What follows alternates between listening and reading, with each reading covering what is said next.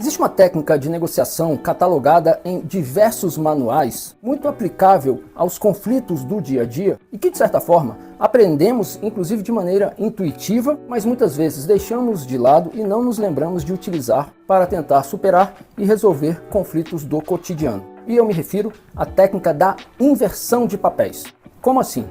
Essa técnica tem por objetivo provocar o seu interlocutor ou a sua interlocutora a se colocar no lugar da outra pessoa, que seria a outra parte do conflito, e com isso alcançar como resultado boa vontade ou uma mudança de posição ou compreensão. Vamos a um possível exemplo. Imagine um casal em que o esposo tem um amigo de infância e pelo qual tem grande consideração, mas que é um sujeito impertinente, inconveniente, sem noção e de um comportamento no mínimo inadequado, e por conta disso, a esposa sempre faz duras críticas ao amigo do marido, muitas das quais o marido até entende, mas no fundo se incomoda. E daí um dia, numa determinada ocasião e por algum motivo específico, essas críticas passam a ter uma contundência maior e, de certa forma, até passando do ponto, e por isso trazendo um grande incômodo ao marido. E diante disso, ele diz para a esposa algo do tipo: imagine se eu ficasse toda hora criticando a fulana, uma amiga de infância da esposa e pela qual ela tem grande consideração, e na sequência arremata: como você se sentiria?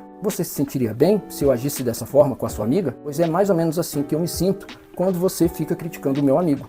Eis um exemplo de uso da técnica da inversão de papéis, que para ser adotada é preciso que se observe o seguinte. Primeiro, descreva um cenário hipotético semelhante ao que está sendo vivenciado e que é objeto do conflito, colocando como personagem dessa história o seu interlocutor destinatário do uso da técnica. Em seguida, indague ao seu interlocutor como ele ou ela se sentiria, mas de modo que ele ou ela não tenha que responder, até porque o objetivo não é confrontar ou buscar um comportamento de reconhecimento de que há um erro de compreensão. O objetivo é apenas para que isso provoque uma reflexão e a partir daí uma mudança de compreensão e posição. E na sequência, conclua afirmando que é exatamente assim que você ou a pessoa que você representa se sente, até porque a situação seria mais ou menos a mesma.